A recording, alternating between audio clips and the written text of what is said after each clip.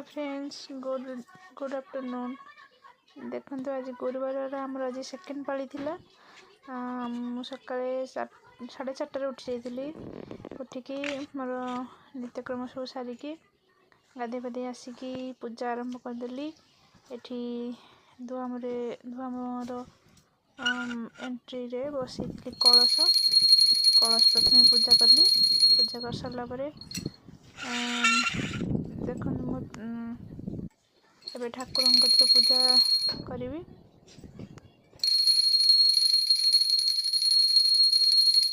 आपण कहाड़े आज कौ पाली मेसेज करेंगे प्लीज। देखो ये मोर माँ काली फूल नहीं आसते हजबैंड पद्म फूल केते सुंदर है देखा माँ। देखु बहुत सुंदर है ठाकुर फूल भी। मोर झुटी केमी लगुच आप मन को प्लीज कमेंट माध्यम जनइबे।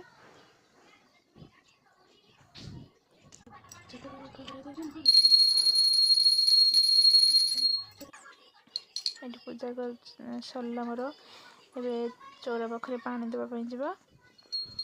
देखु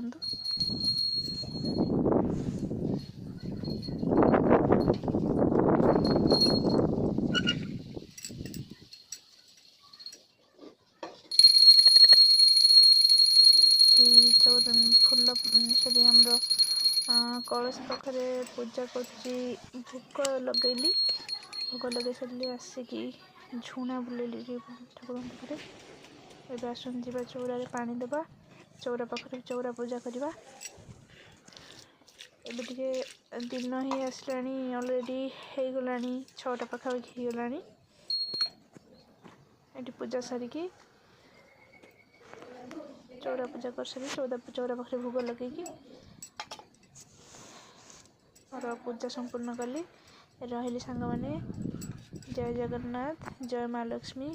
प्लीज मो चैनल को लाइक शेयर एंड सब्सक्राइब करने को जमार भूलबेनी।